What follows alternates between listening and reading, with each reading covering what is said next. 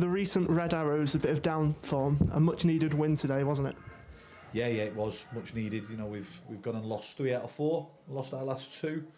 You know, out of that 3 out of 4, the performance has been okay out in 2 of them, but on Saturday we weren't good enough against Hyde, so there was a bit of soul searching, if I'm honest with you, amongst ourselves and the lads in terms of how we bounced back, and that was perfect. That was the perfect way, not because we go chasing results, but just because of the way we perform. We let ourselves down, we let the fans down on Saturday, and what we've done is we've created an expectation at the football club. Again, the players have created expectation. And what you start to hear now is 1 or 2 little moans when things don't go our way, and that's how it should be.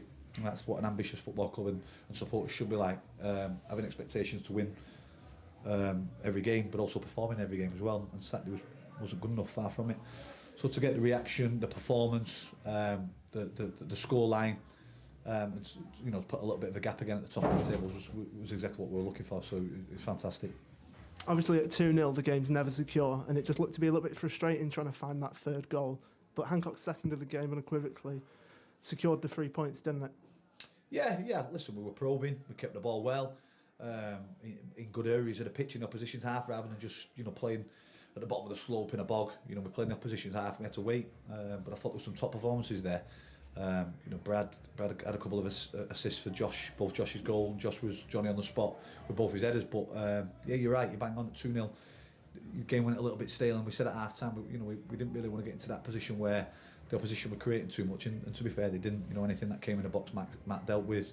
I can't, to be honest with you, think of a real chance that the opposition had. So it was domination, I'd be using the wrong word, but in terms of controlling the game, in terms of what we were looking for, in terms of individual performances, in terms of reaction, fantastic. You just touched on it there. Brad Jackson came into the side after a bit of an injury, and then Jamie Morgan's good form struggled to get back in, but he did start today and he did excellently. He's a top player, mate. You know, Brad Jackson's a top player that me and Byrne have had for a few years and know exactly what he's capable of. Unfortunately, over the last couple of years, he's had issues with his hamstrings. For Brad, it's just about trusting his body again. But you can see when he's on it, you know, he's untouchable. Not many players who can carry the ball the way he does and beat a man the way he does, and most importantly, he puts the ball in the right areas at the majority of the time. And at this level of football, you know, it's not a given that players do that. So to get him back in, give Jamie a bit of a rest. You know, he's played a lot of games recently. We changed both wide men today in Luca and Brad coming in for Jude and Jamie. Give Sarge a good run out. I thought it was fantastic. So there were some really good performances from the lads. Obviously, following that tough run of results, perhaps the style obviously leading to conceding more goals, but that clean sheet at the back is confidence, obviously, for those going into the final game of the year. Yeah, I wish it was the final game of the season on Saturday. Yeah, you're spot on. Listen, we won't change what we do. We'll keep attacking sides. Our goal scoring, our goals for column is incredible, you know, throughout the season. And we'll keep doing what we're doing. You know, we ask our defenders to defend in areas, come out of the comfort zone, 1v1s. We have no problem with that. But the goals we've conceded recently haven't been because of the way we play. It's because we defended poorly. Not just individuals at the back, but also, you know, starting from the top of the pitch. And we have to be better at that. You know, good sides punish you. Hyde are a good side. Rylands are a good side. This is a tough league. You know, if you're not on it, the opposition will punish you with that. So defensively, we've got to be better. We knew that. So it's nice to get a clean sheet and a well-deserved one. Obviously, FC United coming up next. 2 positive results against them already, once in the league and once in the cup. How do we go about making sure we get a 3rd next time out?